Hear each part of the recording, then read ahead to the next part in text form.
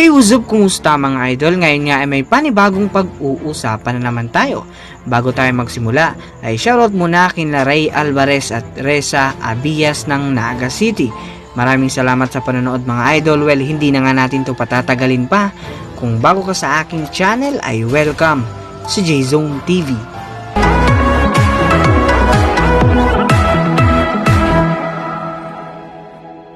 Matapos nga ang masalimuot na pagkatalo ng Alab Pilipinas sa mga kamay ng Hong Kong Eastern Lions sa Asian Basketball League sa Game 1 ng kanilang serye, tinapos na nga ng Eastern Lions ang kampanya ng Alab Pilipinas na maidepensa ang kanilang kampyonato sa Game 2 ng Best of 3 Quarter-Final Series na ginanap noong Miyerkules, March 3 sa home court mismo ng Hong Kong sa Zaorin Stadium sa Wan Chai.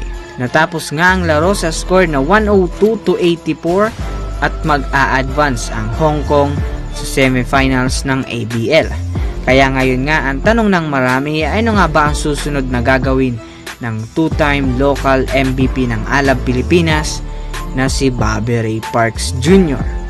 Matatandaan nga natin na draft si Parks noong 2018 PBA Rookie Draft bilang second pick ng Blackwater Elite.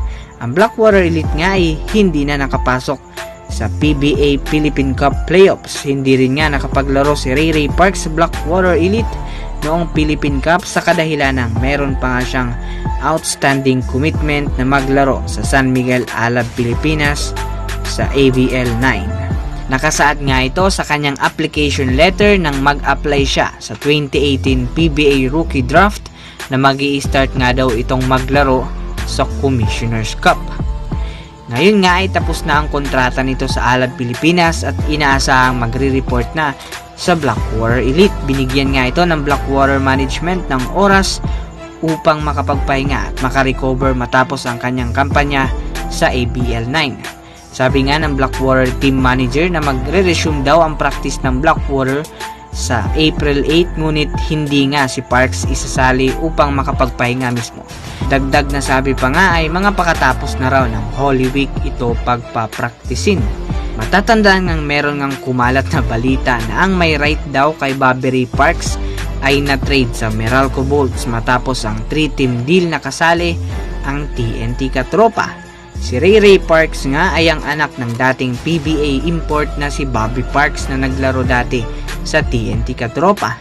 Malaking ang boost ito ng confidence para sa elite na nanalo lang ng 2 laro sa Philippine Cup. Makakatulong nga si Parks na madagdagan ng opensiba ng elite sa darating na Commissioner's Cup. May tuturing nga itong all-around player at maaasahan sa scoring at depensa na rin.